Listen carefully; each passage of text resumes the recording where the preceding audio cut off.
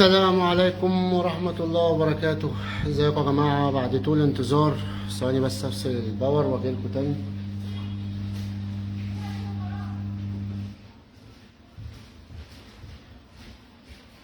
بقالنا كتير يا جماعة ما طلعناش على النت ولا اتكلمنا مع بعض ولا الكلام دوت، بس والله لظروف صحية الحمد لله، يعني عدت على الواحد شوية حاجات كده الحمد لله.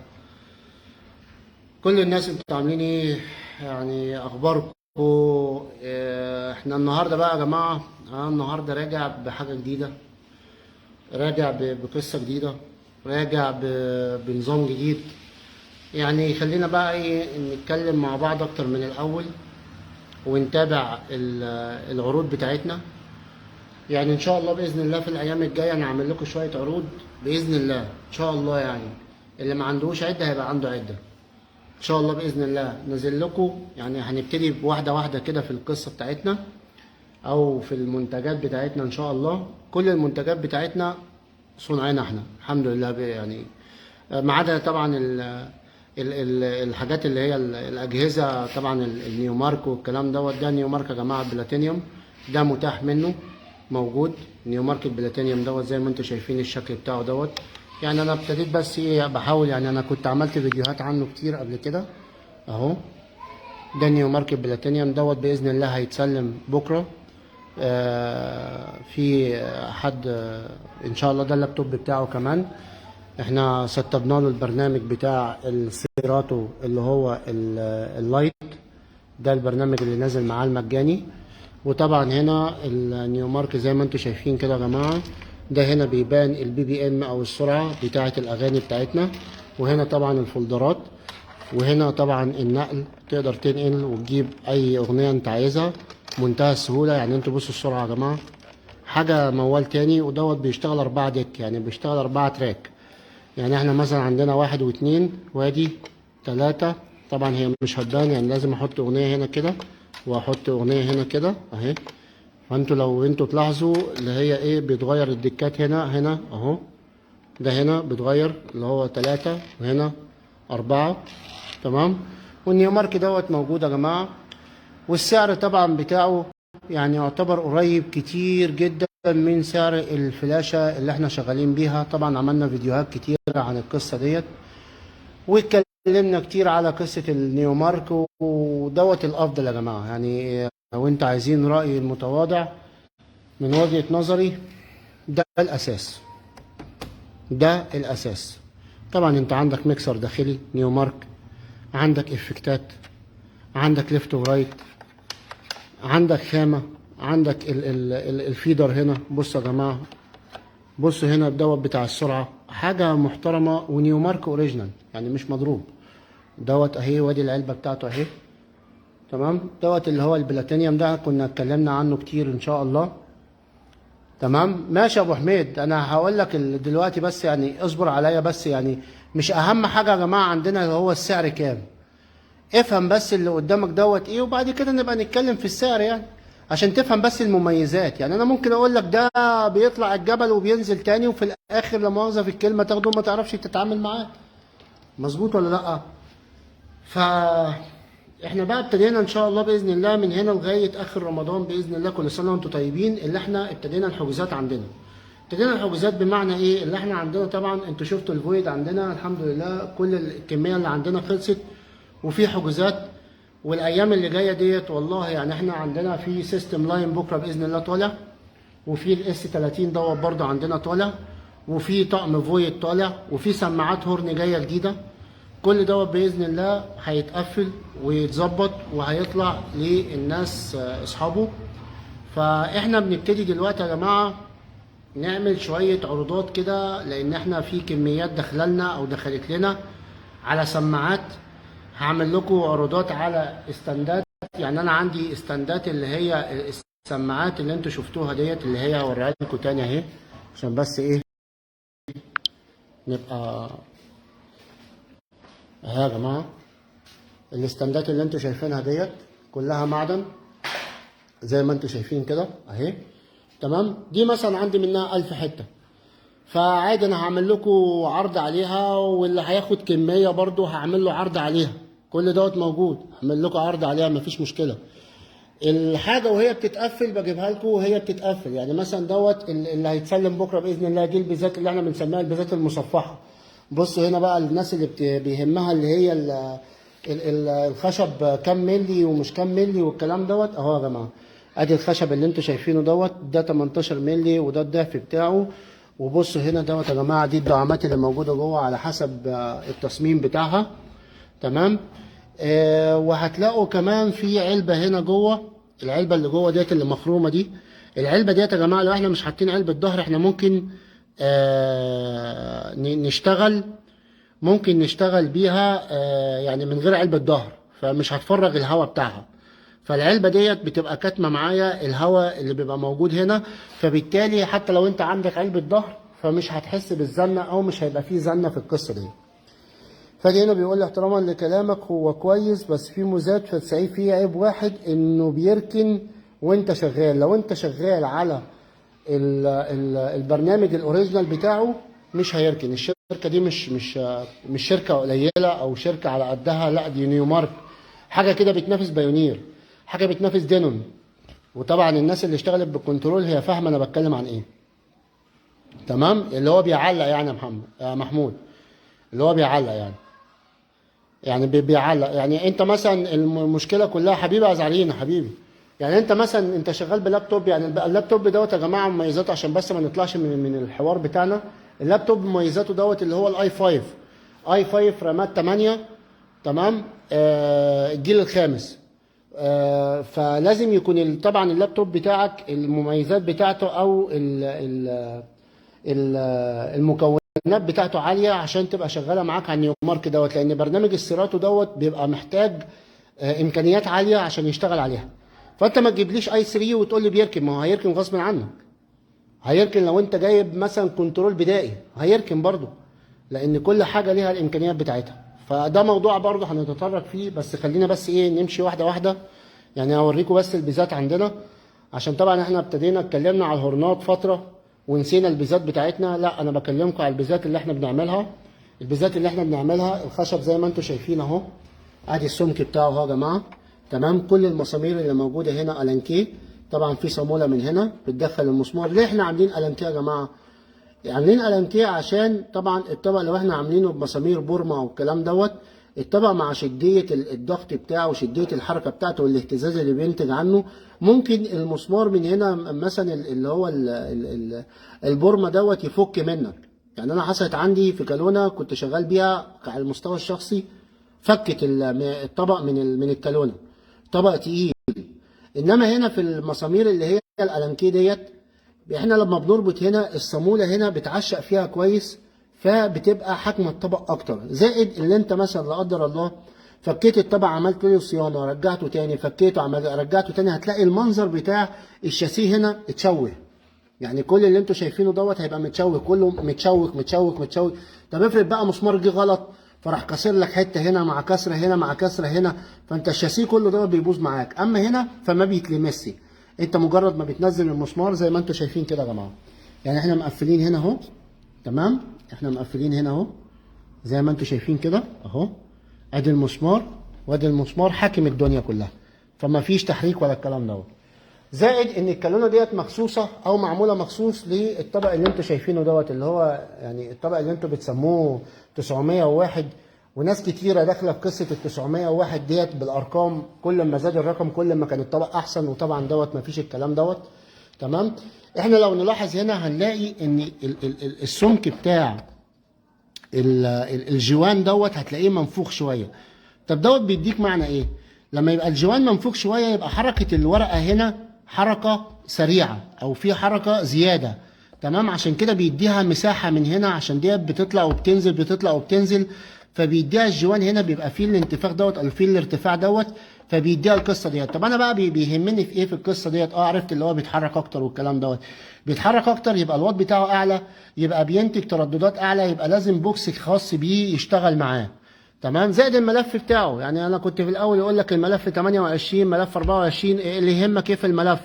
يعني احنا هنقول مثلا ايه ان الملف كل ما كبر كل ما زاد الواط بتاعه، كل ما محتاج اللي هو باور عالي عشان يحركه، كل ما الطبق دوت كانت السعه اللتريه او الهواء اللي خارج منه هنا عالي، فبالتالي لازم كالونه معينه، لازم كالونه معينه عشان تركب فيه. يعني مثلا انت ما تجيبليش طبق مثلا حوالي 10 كيلو وتحطه على كالونه مثلا، او تجيب لي طبق، يعني الطبق دوت يا جماعه، الطبق اللي انتوا شايفينه ده تمام، دوت بيعمل له في ال 30 كيلو مثلا، يبقى 30 و30 مثلا 60 كيلو. طب 60 كيلو لازم تكون بقى الكالونه هنا محكومه، محكومه وتقيله ومتخدمه زي ما بيقولوا باللغه اللي هي الدرجه بتاعتنا، متخدمه صح، عشان مع الحركه والشغل بتاعت الطبق الكالونه ما يحصلش فيها مشكله من جواها، يعني ما يحصلش فيها مشكله مثلا، يحصل مثلا الخشب يفك من بعضه، يحصل زن، يحصل الكلام دوت. فلازم اللي احنا نبقى فاهمين الحته ديت. زائد اللي هتلاقوا فيه تحت مسامير كده يا جماعه، الكالونه ديت بتبقى تقيله، البيزه ديت بتبقى تقيله، البوكس اللي انتوا شايفينه ده، العلبه اللي انتوا شايفينها دي بتبقى تقيله. ففي المسامير اللي انتوا شايفينها دي، الالانكيه اللي موجوده ديت، دي متاخده على العجل الاوريجينال اللي بيركب في ظهر السماعه. يعني انت ممكن تجيب عجله، العجل اللي هو بيركب في الظهر بتاع السماعه وتركبه هنا من غير ما انت طبعا تبوظ في الخشب والكلام دوت. مسافه ما تحط العجل في الظهر وتروح رابط عليه. فايده العجل ايه؟ طبعا انت بتقلب السماعه على الظهر وبتزقها طبعا عشان الشيله بتاعتها، لان السماعه هنا بتبقى تقيله وحجم الكالونه بيبقى تقيل قوي مع السماعه اللي موجوده فيها. يعني انا بصوا يا جماعه، بصوا السماعه شكلها ايه، يعني بص، كفايه المغناطيس، يعني بالكوا الشاسيه بقى، بالكوا وهي شغاله اساسا موال تاني. فده من ضمن الحاجات اللي احنا عندنا فيها طبعا هنا دوت تصميم يا جماعه. يعني في ناس سالتني بتقول لي طب انا ما عنديش الصليبه ديت. يا حبيبي، هي الصليبه دي احنا مش عاملينها هباء، الصليبه ديت تصميم اوريجينال، تصميم اوريجينال مناسب للسماعه ديت، لان السماعه دي بعد ما تشتغل في هنا بيبقى ليها قطع معين، بقطعها على مدى ترددي معين، عشان في الاخر تدينا الاداء المظبوط. العمق من وش السماعه لغايه ظهر السماعه دوت محسوب بالملي، عشان لو زاد مع طبق ما مش هيديك القصه ديت، لو قل مع طبق ما مش هيديك القصه ديت، وممكن ياثر عليك على الشغل بتاعك ومش هيديك الاداء. انت مثلا ممكن تحط في السماعه ديت او في الكالونه ديت الطبق دوت مثلا، وتحط طبق تاني ما تلاقيش فيه دفعه. طب ليه ما فيش دفعه؟ لان طبعا العمق هنا او الخزنه هنا بتبقى مش مناسبه مع الطبق اللي راكب، بتبقى اقل، بتبقى اعلى، فعلى حسب يعني. فكل حاجه ليها الحاجه بتاعتها. فالناس بقى اللي هي مغرمه بقصه ده كام ملي و18 ومش 18، لا ده هو اكتر من 18 اهو. يعني تقدر سعادتك بقى ايه تعرف ده كام ملي بالظبط، واخد بالك؟ لو جبنا هبقى اجيب لكم مسطره بعد كده ونقيسها ونشوف هي كام ملي. تمام. ده بالنسبه لشغل البيز عندنا، يعني دوت شغل البيز عندنا بالنسبه للطبق دوت، بالنسبه للسماعه ديت اللي هو ال 881 دوت اللي انتوا شايفينه ده، اللي انتوا مش عارف بقى بتسموه ايه، يعني على حسب ال 901 801. على فكره الارقام ديت يعني مش عايز اقول لكم يعني احنا اللي اطلقناها، بس عادي يعني ما فيش مشكله. المهم ان انت تبقى فاهم الطبق دوت شكله كده، هو دوت 881 اللي انا بقول لكم عليه دوت. تمام. فده بالنسبه للبيزات عندنا. هتلاقي بالنسبه للبيزات برضو في انواع تانية عندنا هنا اهي. دي الانواع العاديه اللي بتمشي مع الاطباق طبعا اللي اقل منها. دي برضه هتلاقي نفس القصه من جوه هنا كده، هتلاقي برضه مكان العجل موجود، هتلاقي الصليبه اللي من جوه ديت موجوده، هتلاقي نفس التصميم طبعا مع اختلاف السمك بتاع الخشب. يعني دوت 18 عكس اللي هناك طبعا. كل اللي عندنا الانكيه يا جماعه، كل اللي عندنا اللي انتوا شايفينه دوت مسامير الانكيه، كل اللي عندنا وكل شغلنا مسامير الانكيه. تمام. وقبل ما بتيجي عندنا او يعني لما تيجي عندنا او القصه ديت وعايز تسمع الاداء، انت مالكش دعوه بالشكل. يعني انت ماشي يعني شايف الشكل دلوقتي، يعني الشكل ايه دوت ما شاء الله تمام. لا انا مش عايزك تشوف الشكل بس، انا عايزك تسمع الصوت برضه، لان الصوت دوت هو اللي لازم يكون اهم حاجه عندك، دوت اللي يبقى لازم رقم واحد عندك اللي هو الصوت. وفي عندنا برضو من ضمن الحاجات اللي عملناها جديده ان شاء الله، وهسمعكم الصوت بتاعها قريب، اللي هي السماعه سماعه المسرح اللي هي بتشيل 15 و2 تويتر. ديت السماعه ديت برضو احنا لسه عاملينها، بس طبعا عشان ظروف التعب اللي انا قعدت فيها، ان انا قعدت مثلا حوالي اسبوع او اسبوعين في البيت بسبب التعب والكلام دوت، فما قدرتش اللي انا اجرب السماعات ديت. فابتديت واحده واحده باذن الله ان شاء الله، يعني اسلم بس الشغل اللي ناقص عندي، اللي هم الناس هتستلموا ان شاء الله عشان المواعيد اللي احنا ملتزمين بيها. وباذن الله هجرب لكم السماعه ديت، وهنسمع الصوت بتاعها وهنسمع الاداء بتاعها. ديت السماعه اللي هي بتاعت سماعه المسرح يا جماعه. يعني هي ممكن تمشي مسرح، وممكن تتعلق في كانها مونيتور اهي، تتعلق على ستاند. تمام. الفلانشه موجوده تحت اهي، وادي علبه الجاكات او الاسبيكونات موجوده تحت اهي. تمام. طبعا كل الخشب اللي عندنا يا جماعه خشب كونتر، مفيش MDF خالص. يعني انا لاغي قصه الMDF، رغم ان في ناس مع احترامي طبعا بيطلبوا الMDF. اللي عايز MDF انا مفيش حاجه اسمها ما عنديش، لا عندي الحمد لله، او عندنا. انا دايما بتكلم بصيغه الجمع. تمام. فعندنا دايما باذن الله، بس ما بتبقاش عندي هنا. انا اول ما بيجي عليها MDF بقول له خلي بالك الMDF ده كرتون مضغوط، فلو جه عليه ميه او جه عليه بقول له العيوب بتاعته، وبقول له ليه احنا بنستخدم كونتر. الكونتر بالشيل والحط، واغلبيتنا بنشتغل في الشارع، فعشان كده فلازم تكون الحاجه مظبوطه، لازم تكون الحاجه مظبوطه، لازم تطلع من عندنا تمام. وان شاء الله باذن الله في اللي جاي هتشوفوا فينش تاني خالص، هتشوفوا يعني حاجات تانية باذن الله، ربنا يسهل باذن الله وتعجبكم. بالنسبه طبعا للسماعه اللي هي السماعه المونيتور اهي، ثواني كده اهيت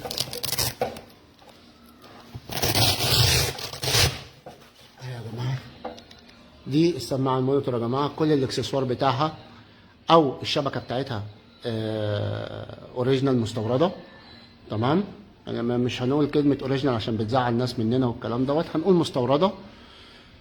ديت 15 وتويتر، خشب كونتر برضو، في معمول من ده خشب MDF، وده موجود وده موجود. بس اللي موجود عندي في المعرض هنا دوت خشب كونتر 18، ودي المقابض بتاعتها الخشب هنا. تمام.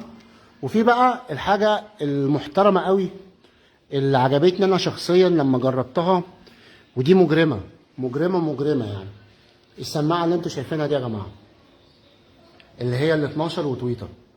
ال 12 وتويتر ديت باذن الله، يعني الناس اللي سمعتها وضع، والناس اللي لسه هتسمعها وضع تاني. السماعه دي بقى مش قصه مجرمه، لا دي سفله. يعني مش عايز اقول اكتر من كده يعني، بس هي مجرمه مجرمه يعني، كاداء كصوت ككل حاجه. الخزنه بتاعتها مظبوطه على ال 12 اللي عندنا بطريقه فظيعه فظيعه فظيعه. يعني بصوا يا جماعه التصميم بتاعها اهو، ودي تشتغل مونيتور معاك ومفيش اي مشكله فيها. علبه الظهر اهي. تمام. هوريكم علبه الظهر بتاعتها عشان احنا عاملين لها علبه ظهر محترمه قوي. عمر هات لي علبه الظهر كده اللي عندك اللي هي السودا دي يا سماح. فدي عاملين لها علبه ظهر برضو يا جماعه محترمه جدا، وتتعلق. علبه الظهر السودا اللي عندك الصغيره ديت اللي هي بتحط فيها الزيتونات اللي انتوا شايفينها ديت يا جماعه، برضو الشبك بتاعها شبك مستورد. وزي ما بقول لكم ان شاء الله باذن الله انا يعني بحاول ان التصميم دوت اعمله لاين. يعني ان شاء الله باذن الله بحاول ان التصميم دوت اعمله لاين، بحيث ان احنا نعدل على الخزنه ديت بنفس المقاسات بنفس كل حاجه، عشان تديكوا الاداء اللي هو الايه المظبوط. وادي علبه الظهر زي ما انتم شايفين كده يا جماعه اهي. علبه الظهر هنا اهي، بصوا بقى كده لما تتركب هنا كده اهي اهي. تمام. اهي تتركب بالطريقه دي كده اهي. فعلبه الظهر هنا حتى احنا يعني هي مش حاجه سهله، لا دي حاجه محمله. يعني مش قصدي لا حاجه سهله في التصنيع والكلام دوت، لا هي علبه عاديه. تمام. بس محمله بحيث ان هي ما تتنيش منك والكلام دوت، حاجه محترمه يعني. فدي باذن الله يا جماعه انا اعمل لكم عليها عروض ان شاء الله باذن الله. في سماعه لسه هجرب عليها ان شاء الله. حاضر حاضر حاضر يا زلزال ماشي. كل العروض اللي انتوا عايزينها هنعملها، بس واحده واحده. حاضر حاضر. احنا كده كده داخلين دلوقتي على الموسم ان شاء الله باذن الله. قبل ما الاسعار تعلى والكلام دوت، احنا بادئين في الحجز من شهر فات. يعني السيستم اللاين دوت اللي انتوا شايفينه ده متقفل يا جماعه والله اهو. اللي انتوا شايفينه دوت اللي هو التي اي دوت، ده كله هيتسلم بكره. كل دوت متقفل، دوت بقاله حوالي شهرين معانا عندنا. الزبون دفع او العميل دفع وساب، قال لك لما اخلص القصه اللي عندي هبقى اخدها منك، عشان لو السعر عالي او الكلام دوت. وفعلا هو السعر عالي وادينا له على السعر اللي هو متفق عليه. بس فالسماعه دي بقى يا جماعه، دي ان شاء الله مونيتور 12 وتويتر. دي هسمعكم منها صوت باذن الله. باذن الله حاجه محترمه قوي قوي، حاجه محترمه قوي قوي قوي يعني. ان شاء الله باذن الله هتبقى في مساحه، وهسمعكم الصوت بتاعها. سمعكم الصوت بتاعها، واللي عايز يسمع منها او عايز يجي ويسمع يجي. دي اتحدى بيها اتحدى بيها اتحدى بيها، لان الصوت بتاعها محترم قوي قوي، والرنه بتاعتها حلوه قوي. تمام. في عندنا بقى يا جماعه الراكه الجميله ديت، او الفلاي كيس الجميل دوت بتاع البايونير. تمام. دي مستورده برضو، دي مستورده ديت اللي هي بتاعت السناجل، وبتحط المكسر في النص من هنا. ده برضو في حاجات جايه لنا جديده ان شاء الله باذن الله، هبقى اوريها لكم وهظبط لكم الدنيا كلها ان شاء الله. وبقولوا لي بقى انتوا عايزين نعمل عروض على ايه؟ يعني العروض هتبقى كتير عندنا ان شاء الله باذن الله. هنقول لك يعني كل اسبوع من هنا لغايه رمضان ان شاء الله، كل اسبوع عرض على حاجه شكل ان شاء الله باذن الله. ومش هنقول لك بقى قصه حتى نفاذ الكميه والكلام دوت، لا الحمد لله الكميه موجوده والبضاعه موجوده وكل حاجه موجوده الحمد لله من فضل ربنا. اللي كان الناس اللي عندها عجز في الاستندات اهي موجوده يا جماعه. الاستندات موجوده، هعمل لكم برضو عروض عليها، اظبط لكم السعر بتاعها. واللي عايز كميه السعر بتاعها برضو هيختلف عنها وهيقل. يعني اللي عايز جمله موجود، اللي عايز قطاعي موجود. وان شاء الله باذن الله هتبقى الاسعار في المتناول. نيجي بقى لقصه البيزات الهورن ديت يا جماعه. البيزات الهورن ان شاء الله باذن الله هبقى اعمل لكم عليها لايف باذن الله. الناس اللي خدتها من ارض الواقع بقى، من ارض الواقع، اللي انتوا تبقوا سامعين الصوت في مساحه مفتوحه والكلام دوت، عشان ما يبقاش هنا يقول لك معرض والعمليه مقفوله والكلام دوت. والسماعات المونيتورات الجميله ديت، دي سماعات محترمه برضو. التصميم بتاع البيس بوز تمام. احنا طبعا كاتبين عليها فويد هنا دوت. ينفع مونيتور وانت واقف مثلا على المسرح، واحده يمين وواحده شمال، هتسمعك وهتسمعك كويس قوي قوي قوي قوي. دوت اللي هو الطبق الكواكسيال دوت، اللي هو الطبق اللي بتويتر داخلي اهو. ده التويتر دوت، البو دوت بيتفك بقلمتين من جوه. تمام. والسماعه ال 12، السماعه ال 12 ديت يا جماعه بتدي ميد لو يعني ايه؟ يعني ممكن تبيز معاك، يعني تدي سنه من البيس، فبتديك فخامه، في الصوت بتاعها بيطلع جميل قوي. تمام. طبعا ديت الفتحات بتاعت التهويه، فتحتين هنا طبعا، 3 فتحات اهم. تمام. دول بتوع التهويه. ديت جربتها برضو، الصوت بتاعها محترم قوي يا جماعه. الصوت بتاعها حلو قوي قوي قوي. تسمعك لو انت واقف جنبيها، تسمعك تشتغل مونيتور معاك كويس قوي. خفيفه يعني، ليها يد من هنا اهي، يد اقدر اشيلها. تمام. واحنا عاملين لها كمان هنا، عاملين لها قواعد زي ما انتم شايفين كده، قواعد كاوتش اهي، عشان انت لو عايز تحطها على سماعه جنبك او اي حاجه تتحط عادي، مفيش اي مشكله. تمام. فدي من ضمن الحاجات المحترمه برضو، يعني دي من ضمن الحاجات اللي احنا عملناها. حاجه محترمه قوي. في حاجه بقى يا جماعه عايز اقول لكم عليها بالنسبه للبيزات الفويد ديت يا جماعه. يعني انا بيجي لي الزبون هنا عندي عايز يختار مثلا اي نوع بيزا، عايز يختار البيزا دي، عايز يختار البيزا ديت، عايز يختار البيزا اللي هناك ديت اللي هي المصفحه اللي احنا بنقول عليها. فاهم حاجه عنده يقول لي انا عايز الطبق الفلاني فيها. معلش مع احترامي يعني، هي مش بتاعتك، مش بتاعتك انت عايز الطبق الفلاني اللي فيها، انت بتاعتك اللي انت تاخد صوت من عندي مظبوط. بيفترق بقى كالونه عن التانية. يعني الكالونه ديت بيبقى الصوت بتاعها على حسب الطبق بتاعها، الوات بتاعها على قده شويه او الوات بتاعها اقل شويه. الكالونه اللي هناك ديت بيبقى الوات بتاعها اعلى شويه. فانت في الاخر انت عايز صوت، ما تحددليش طبق. يعني ما تحددليش، يعني انا مش هاجي مثلا اقول لك ايه، بص بقى يا عم بقى الكالونه ديت خد بالك انت، او البوكس دوت بيركب هنا طبق وبيركب هنا طبق تاني، والطبق ده شغال والطبق ده شغال، واوعى بقى، وبيطلع وبيبيز وبيعمل بيزا وبتهد وبتقعد وبتقوم والكلام الفاضي دوت. لا، ده ما فيش الكلام الفاضي ده. انت مش داخل السوق بتشتري قوطه، مع احترامي يعني. انت داخل واخد بالك انت تشتري منتج، فالمنتج دوت انت بتاخده من عندي كامل. عايز تاخدها فاضيه وتحط فيها الطبق اللي انت يناسبك براحتك. يعني حتى الناس اللي بيجي لي ويقولوا لي احنا عندنا مثلا كوالين وعايزين اطباق ليها، اقول له هات الكالونه وانت جاي. طب عندنا كالونه وعايز اطباق ليها، اقول له هات برضو الكالونه وانت جاي. فكده كده انت هتجيب الكالونه معاك، سواء كنت خدت الطبق من عندي، سواء خدت الكالونه من عندي، فانت هتاخدها من عندي وهتاخد الطبق، والطبق اللي انت جاي بيه من عندك. وانت مثلا مش عارف الكالونه، انا عندي كذا كالونه هنا بجرب عليها على قطعات مختلفه لغايه ما تدينا افضل اداء. فانت ما تعملش فيها ناصح عشان ما تاخدش على دماغك. تمام؟ ما تعملش فيها ناصح وتقول ايه، انا عايز الطبق اللي بيهد، انا عايز الطبق اللي بيشيل ويقعد، انا عايز الطبق. يا جماعه لغايه دلوقتي قسما بالله قسما بالله لغايه دلوقتي ال 401 ثابت وجوده. لغايه دلوقتي الناس بتتمنى 401. ليه بقى؟ لان هو مش بكتر المغناطيس ولا بحجم الطبق ولا الكلام دوت، هو نسبه وتناسب. السماعه دي تمشي مع البوكس دوت هتديك افضل اداء. حتى لو جبت السماعات ديت من المريخ، انت جايبها من المريخ اهو بره الكوكب، بس ما حطيتهاش في الكالونه بتاعت المريخ، فمش هتديك الاداء بتاعها. فانت لازم تختار صح، بلاش فزلكه، بلاش فزلكه.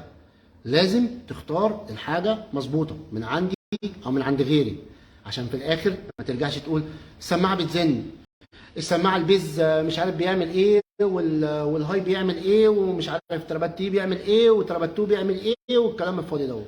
لا، اتحطيت في المكان دوت بسببكم، ولازم اكون قد المكان دوت، ولازم اقول لكم كل حاجه بما يرضي الله، سواء اشتريت من عندي ولا من عند غيري. انا زي زيك واحد بنزل في الشارع، زي زيك المكان دوت يعني انا شغال فيه زي يعني زي اي حد بيخش. بس الواجب النصيحه، النصيحه اللي انا اقدمها لك ما تعملش فيها فزلوك، عشان الزبون او البياع لو عايز يبيع لك ايه هيبيعه لك، وانت هتبقى ماشي ومتكيف. فانت خد الاساس. والله السماعه ديت الصوت بتاعها سمعهولي جميل تمام، ما تتفزلكش بقى وتقول له ايه انا عايز الطبق الفلاني والعلاني فيها. طب ما فيش طبق اشد من ده؟ طبق اشد من ده تغير كالونه، عشان بس ايه ما تتفزلكش. عشان لو الزبون مشى او عام على عمك، لا مؤاخذه في الكلمه، ولا انت هتسمع صوت، هو هيبيع وخلصت على كده وتمشي من عنده، وانت اللي هتفضل بقى واخد بالك انت مرزي في العده دي. لا، طب انا هبيع الطبق. كام واحد جاب اطباق وبعد ما جابها باوردرين 3 باعهم؟ كام واحد اشترى كوالين وبعد ما جابها غير لهم اطباق اللي موجوده فيها؟ كام واحد؟ فلازم يا جماعه نكون فاهمين، لازم نكون فاهمين عشان الايام اللي جايه ولا فيها راحه ولا بالراحه. والاعور هقول له اعور في عينه، مش هيهمني حاجه طالما بتكلم في الصح يبقى تمام. لو حد شايف اي حاجه من اللي انا بقولها غلط اسمعك باحترام وادب. فعشان بس نبقى فاهمين احنا شغالين ازاي وبنعمل ايه وبنسوي ايه، عشان الايام اللي جايه ديت لازم ناخد الحاجه مظبوطه، لازم ناخد الحاجه تمام. يعني مش هتخش على بتاع قوطه يقول لك بص الطبق ده وبص الطبق ده، ايه رايك بقى احط لك الطبق ده ولا احط لك الطبق دوت؟ ايه يا عم، هو انت عامل مش عارف كانوا بيسموها في الفنادق ايه، لما واحد يضيع منه المفتاح يروح رايح للفندق يقول له عايز الماستر كي، اللي هو المفتاح اللي بيفتح كل الابواب. هو انت بقى الكانونه اللي عندك ديت اي طبق يتحط فيها هوبا يفجر الدنيا؟ بأمارة ايه يعني؟ ما كانتش الناس اشتكت ولا كانت في مشاكل عندهم بقت. بس يعني يا جماعه، حبيبي عمار تسلم لي. فيا جماعه لازم احنا بس ايه في الايام اللي جايه ديت، انا وريت لكم الحاجات اللي عندنا ان شاء الله. الهورنات لسه جايه، الهيات الهورن جايه ان شاء الله. هعمل لكم عروض على اسعار عليها، هعمل لكم اشكال منها مختلفه ان شاء الله باذن الله جايه خلاص. يعني هي يعتبر في مرحله التشطيب وجايه لنا. ليه بناخد وقت بقى في الحاجه يا جماعه؟ يعني عشان بس ايه الناس بس ايه تبقى فاهمه القصه ديت. يعني احنا مثلا يقول لك ايه، انت ليه يا عم متاخر كده؟ يعني الفويد ديت ناس كتيره اشتغلت فيها، اشمعنى انت في الاخر خالص؟ ما هو هي مش عمليه عبيله واديله وليس يطلع كويس، لا، هي عمليه كالونه بتجيلك، فانت تروح مجرب عليها سماعه محترمه، تمام؟ فبعد ما تجرب السماعه ديت جابت معاها، طب بنسبه قد ايه؟ لا السماعه دي ما كيفتنيش، لا مش مديه الاداء اللي احنا عايزينه، طب نحط سماعه تانية. السماعه دي جابت القصه ديت، يبقى تمام، يبقى انت تعتمد على الحته ديت. وخصوصا يا جماعه بقى اقول لكم بقى ايه، يعني عشان بس ايه نبقى فاهمين، والناس اللي هتشتري السماعات الفويد ديت والكلام، السماعات الفويد دي من ارخم وارخم وارخم السماعات. ليه بقى؟ اول حاجه الحديد اللي الدعامات اللي موجوده جوه دي. يعني انا اوريكم بس ايه حاجه كده بس عشان ايه تبقوا فاهمين بس، يعني مش عمليه يعني خلطبيطه وخلاص على كده. الحديد اللي انتوا شايفينه دوت يا جماعه، المسامير اللي انتوا شايفينها ديت، المسامير دي ان ما كانتش مربوطه اللي هي ما تتحلش هتزن معاك. ان ما كانتش علبه الظهر اللي عندك اللي راكبه ورا اللي هي ديت، اللي هي دي علبه الظهر اللي انتوا شايفينها ديت، اللي انتوا شايفينها ديت مربوطه مظبوط هتزن معاك. ان ما كانتش علبه الظهر اللي انتوا شفتوها ديت محطوط فيها دبل فيس عشان ما تزنش من ورا هتبوظ الصوت معاك. فهي مش عمليه عبيله واديله، تمام؟ فلازم نفهم. عشان كده بناخد احنا وقت، ناخد وقت في ايه؟ نعرف بقى العيوب اكتر الاول، وبعد كده نحاول نعالجها. طب احنا جربنا ده وجربنا ده وجربنا ده. يعني انا لما حطيت مثلا الجهاز جوه وانتوا طلعتوا تقولوا لا ومش عارف ايه، والناس طبعا اللي هي بتزيد في الزيطه ومستنيه غلطه، يقول لك الحق يا عم بص بيعمل ايه ومش بيعمل ايه ومش عارف ايه. اولا انا حطيت الجهاز هنا مش هباء، انا حطيت الجهاز هنا انت سامع بالتليفون، فالتليفون مش هيوضح الا لما تحط هيدفون فيه. طب انا عشان اعرفك اللي فيه خارج صوت من هنا، ففي ارقام بتتحرك معاك المؤشر، تمام؟ فالمؤشر دوت انا كنت حاطط الجهاز دوت مخصوص، طبعا هو ولا مكانه ولا ده قياسه ولا مكان اللي انا اقيس فيه هنا صوت. انا صوتي بيضرب في الجدران فبيعمل صدى، بيعمل ايكو واحنا واقفين. الناس اللي بتحب تغني في الحمام ليه صوتها بيطلع حلو؟ عشان السيراميك دوت واخد بالك بيديك صدى صوت فبينغم لك الصوت بتاعك. فكذلك الامر. عشان كده بقول لك انا بس كنت بديك دليل بس اللي فيه صوت خارج، يعني كمؤشر كام، رقم كام، عامل ايه. طبعا ده مجرد بس يعني حاجه كده توضيحيه، انما كحاجه اللي انت تبني عليها وكقياس والكلام دوت لا طبعا. لان كتير مننا ما يعرفش الجهاز دوت وظيفته ايه. يعني الجهاز دوت اللي انا جايبه دوت واخد بالك هو بيقيس صوت، طب الارقام اللي بتظهر ديت معناها ايه؟ قعدت هاتي بقى في السنين اللي فاتت دي بقى لي سنتين ولا حاجه، الارقام ديت معناها كذا وكذا وكذا، والدي بي والواط ودوت يطلع يتريق وده يطلع يتمنظر وده يطلع يترسم، وكلها اساسا مش دارسه. واحنا كلنا على بعضينا بيا بيكو بنجتهد كلنا. فلما بعرف معلومه وبجيبها من على النت وحفظتها وجاي اقولها، فده اسمه حاجه كويسه، حاجه نفعتنا، حاجه نفعتكم، عشان ما يضحكش عليكم. فاحنا لازم نطور من نفسنا. لازم نعرف ان المسمار لما بيتربط في السماعه ولو ما اتربطش مظبوط، ولو المسامير كلها بتاعت السماعه الثمان مسامير اللي بتربط شاسيه السماعه في البودي بتاع البوكس لو مش مظبوطه، ولا في مسمار ولا مسمارين مهويين شويه، هتحس بزنه وتخبيط في الطبق. اضعف الايمان اهو، هتحس بتخبيط في الطبق. الطبق فيه صوت زنه، مش دوت الصوت بتاعه. لازم يكون السماعه مطبعه على الخشب، لازم ما يبقاش فيه فرق ما بينهم، لازم تكون مقرط عليهم مظبوط. فاحنا لازم نفهم الحته ديت يا جماعه، ان تفاصيل التفاصيل بتفرق. فمش ايه انا عملت المنتج دوت، ايه رايكم؟ انا اول واحد عملته اهو. طيب وماذا بعد؟ عملت المنتج على عيني وعلى راسي، انت راجل زي الفل ومفيش حد في المجال وحش، كله تمام، مفيش اي مشكله.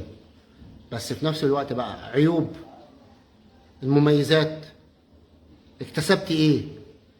البيزه اللي جات لي ديت بقى لها عندي حوالي شهر، طب جايه لي بتعمل ايه؟ طب قاعده عندي ليه؟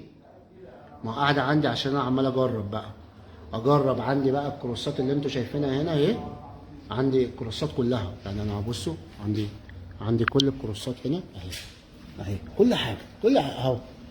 ايه اللي شغال هنا؟ شغال بالديجيتال، شغال بالثري شغال بالتوي، شغال بالثري الباور التويترات شغال.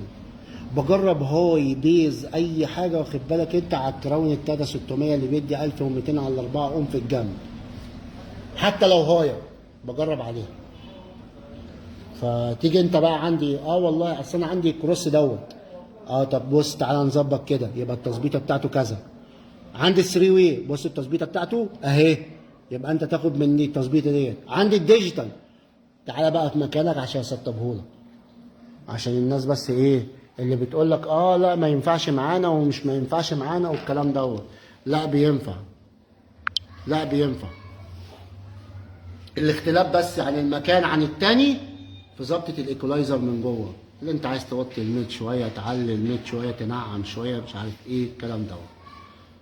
بس كأداء انت بتسمع من الديجيتال هنا حاجه، بتسمع من الانالوج حاجه تانيه، او المانوال حاجه تانيه. فرق، هو معالج اشاره.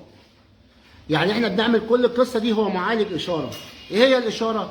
هي النغمه اللي طالعه او الصوت اللي طالع من البيتشايه بتاعتك، من الكنترول بتاعك، رايح على البورده، والبورده بتدي للكروس، او رايح على الكروس. هو بقى بياخد الحته ديت، واخد بالك انت كأن عيل صغير لسه اهو بيعلمه المشي بقى، انت تمشي كذا وتاكل كذا وتعمل كذا، وانت تروح في الحته الفلانيه، وانت تروح في الحته العلانيه. لا بص شعرك طويل شويه يبقى تقصرهولك، عشان بس لما تخش في المنطقه ديت يشوفوك كويس. هو ده وظيفه الكروس الديجيتال. الكروس الديجيتال هو معالج اشاره. معالج اشاره بسلطاته بابا غنوجه عباره عن مجموعه كده، مجموعه من جوه تفاصيل التفاصيل، عشان في الاخر يطلع منه بس اشاره لا تتعدى ال 2 فولت او 3 فولت، تروح على الباور، فالباور يفهمها فبيدي السماعه، فالسماعه الباور طبعا بيعمل لها تكبير، فيروح للسماعه، فالسماعه تخرج الصوت بتاعها المظبوط اللي ماشي مع البوكس بتاعها. فيعني يا جماعه احنا بنطلع لقدام، ما نرجعش لورا بقى. احنا مش هنفضل طول عمرنا في الكروسات الانالوج. الكروس الانالوج بيعطل، بيعطل.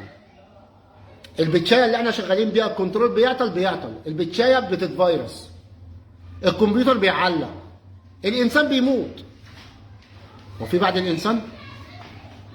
فلازم نكون فاهمين يا جماعه ان كل حاجه ليها عيوب وليها مميزات. المهم السواق عارف تسوق 28 هتروح اسوان، مش عارف تسوق مرسيدس مش هتروح شبرا.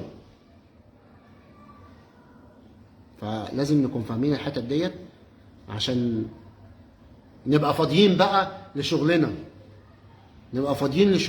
يعني خلاص بقى نفضى بقى عشان نفهم بقى يا جماعه. وكفايه اللي احنا فيه، لان الايام اللي جايه ديت اللي هيطلع اقل مثلا من 700 800 جنيه للطقم هو خسران. اللي عايز يطلع يطلع بقى، يطلع ب 300 يطلع ب 400، يقول لك مكان ما هي محطوطه. بس يا ابن الناس ما تلومش غير لنفسك، لان الباور لما يحصل حاجه فيه او السماعه يحصل حاجه فيها انت هتعد وهتعد بالغالي عندي او عند غيري. فلازم تكون فاهم الحته ديت. انا اذا كنت بعمل لك عروض دلوقتي وبعمل لك القصه ديت فدوت مساعده لينا في بعضينا، اللي احنا بنساعد بعض. انت تساعدني ان انا اشتغل وانا اساعدك اللي انت يبقى عندك عده عشان تاكل بيها عيش، عشان في الايام اللي احنا فيها ديت تحاول تدبر اي حاجه قبل ما الموسم يخش. لان النهارده بقرشين بكره مش هقول لك 3، لا هيبقى 4 و5 و6. احنا في عندنا زياده جنونيه اساسا، فتلحق نفسك من دلوقتي. احنا لسه قدامنا مثلا شهر كده ولا حاجه. تمام. ف اسيد عادي يا عم كل الناس زي الفل. قصه بالبركه ولا مش بالبركه، يعني يا رب يكون في بركه. ما هو لو في بركه مش هيبقى في خساره، بس يا رب يكون في بركه. لان الواحد بقى يشوف حاجات قسما بالله الواحد قرف. بنتكلم اكتر ما بنفهم، بنتكلم وبنهري اكتر ما بنفكر في الشغل بتاعنا. يعني يا ريت مثلا طلعنا مثلا قلنا مثلا ايه، انا النهارده يا جماعه جمعنا سماعه ومش عارف ايه، وايه رايكم في الصوت دوت. النهارده قابلتني مشكله فالحمد لله اتغلبت عليها، عملت كذا كذا. لا مفيش القصه دي. احنا اول ما نشوف حاجه بكام، رقم واحد بكام. طب لو انا بقى اديتك سماعه فخامه الفخامه بس مفيش صوت ولدعتك في السعر، انت هتبقى متكيف؟ دي بقى اللي هتاكلك عيش؟ ولا هتطلع قدام الزبون واخد بالك يقول لك من بره هلا هلا ومن جوه ايه اللي هيحصل؟ مش هو ده اللي هيحصل يا جماعه؟ اللي عايز يعمل بالكلام يا جماعه يعمل. كل راع مسؤول عن رعيته. احنا النهارده بس بنساعد بعض، مش هيبقى اول لايف. ان شاء الله باذن الله هيبقى كل يوم لايف هنتكلم مع بعض. تمام. وسيبوكوا بقى من قصه واحد يرخص، واحد مش عارف ايه، واحد ايه. حبيبي عم رزق اللي بيفهم بيريح يا رب. احنا كلنا بنفهم، بس احنا حاطين ده في اجازه. النهارده اطلع اشتغل على ايه بقى؟ اصل هي الفكره كلها يا جماعه اللي احنا مفيش خير، يعني احنا كبتوع المجال بتاع الصوت ملناش خير في بعض. يعني واحد يخش على فرح واحد زميله شغال لازم يطلع القطط الفاطسه في عدته، فبتبقى في حته نفسنا كده جوه. لكن احنا لو نسلك من جوانا ربنا هيسهلها. ربنا بيقول لك ومن يتق الله. صح ولا لا يا جماعه؟ ده ربنا اللي قال كده. فهي حته اللي احنا بنفهم وبنفهم كويس قوي، بس هي الفكره كلها اللي احنا بنشغل دماغنا في حته تانيه. بس يعني بنشغل دماغنا في حاجه مش هتساعدنا. فلازم يا جماعه بس عشان ايه نبقى فاهمين احنا بنعمل ايه.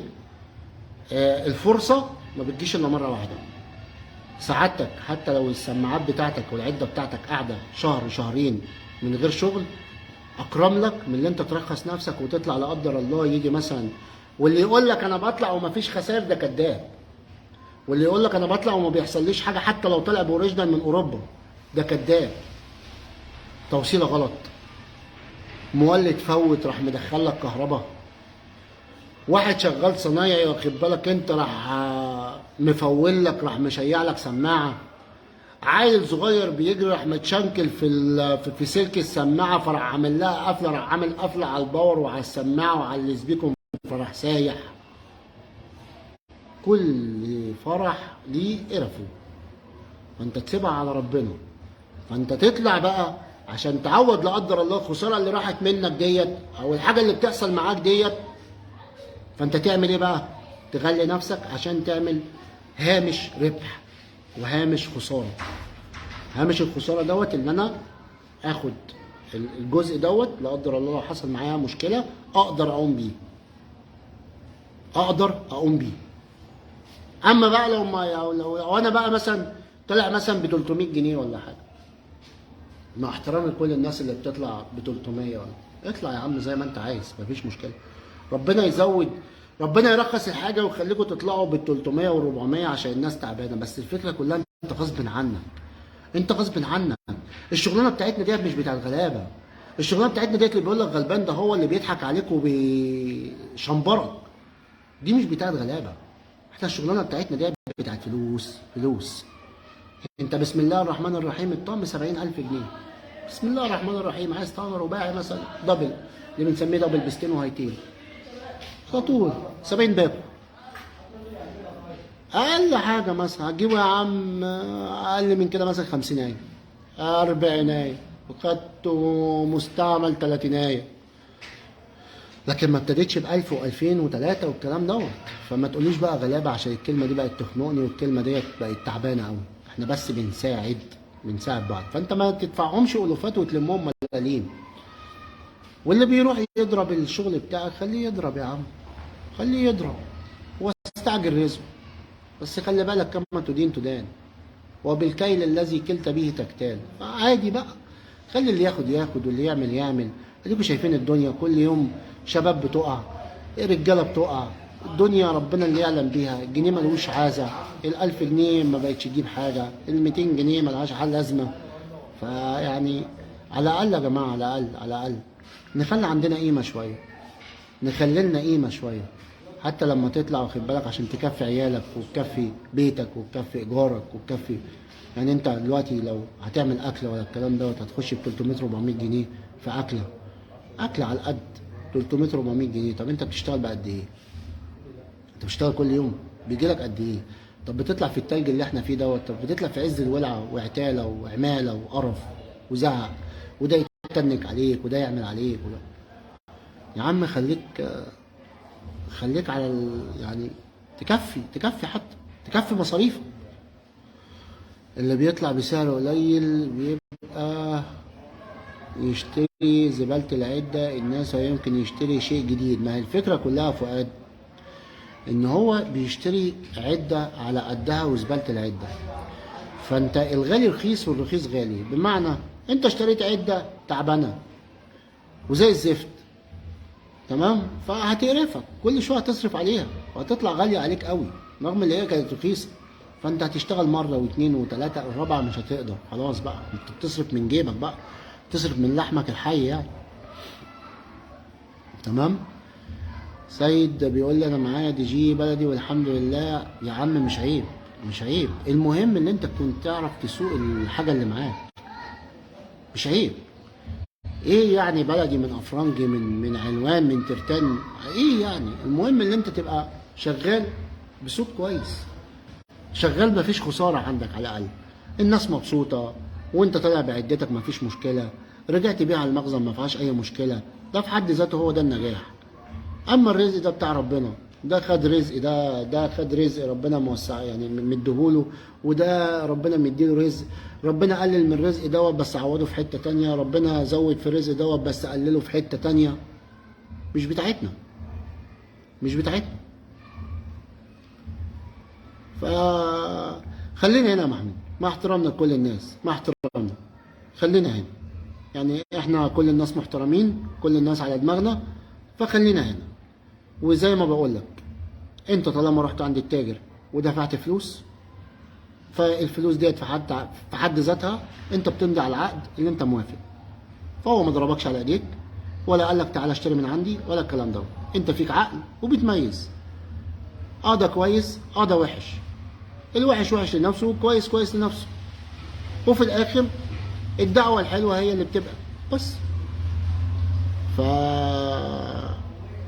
فالحمد لله على كل شيء يا جماعه. احنا ان شاء الله باذن الله بكره برضه هيبقى فيه لايف واحنا بنسلم الحاجه بتاعتنا ان شاء الله. وان شاء الله باذن الله من يوم الاثنين هنبدا العروض، عشان في سماعات جات لي جديده، درايفرات جات لي جديده، فهجربها ان شاء الله وهسمعها وهنزل لكم عروض زي الفل ان شاء الله. وفي شحن لاي حته في الجمهوريه.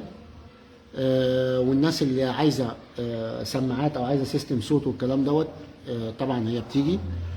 التسليم لو انت خدت مني سيستم صوت كامل انا بسلمك على ارضك، ما بسلمكش في المعرض هنا. انا بسلمك على ارضك ما بسلمكش في المعرض عندنا، مفيش حد بيعملها اساسا. انا بتكلم عن نفسي، اعوذ بالله من كلمه انا. الحمد لله الحمد لله يا فتحي، الحمد لله الحمد لله، مع احترامي طبعا للناس كلها. تمام. حبيبي يا محمود، شوف اللي انت عايزه حبيبي وتعالى هنا في الهرم. تعالى هنا المعرض واللي انت عايزه يا جماعه. اللي عايز اي حاجه يجي بعدته هنا واللي ربنا يقدرنا عليه انا هعمله له، مفيش اي مشكله عندي. خلاص يا جماعه، ان شاء الله باذن الله هتبقى اللايفات ان شاء الله جايه، العروض جايه من هنا لغايه رمضان ان شاء الله، كل يوم في جديد. وهنبتدي بقى قصه الناس لو قابلتها مشاكل والكلام دوت، واحنا بنتكلم مثلا على السماعات بتاعتنا وعلى الشغل بتاعنا والكلام دوت. لو في حد عنده اي مشكله في حبيبي حسن، احلى مسا يا ريس. لو حد عنده اي مشكله في اي حاجه عنده، او في عنده عده واخدها مني او من غيري، وفي عنده مشكله، تعالى يا عم ونشوف المشكله ديت ونحلها، ودي كلنا بنتعلم من بعض، مفيش اي مشكله. تمام يا جماعه. فاسيبكم على خير ان شاء الله باذن الله. على بكره باذن الله هنعمل لايف برضو في نفس التوقيت كده، وهنتكلم. واللي عنده اي تعليق في المجال بتاعنا يخص المجال بتاعنا يتفضل ويكتب. اما غير كده فمش هقدر افيده. يعني ان شاء الله باذن الله هنكون في الاحسن ان شاء الله. والحمد لله على كل شيء، وكل سنه وانتم طيبين. السلام عليكم.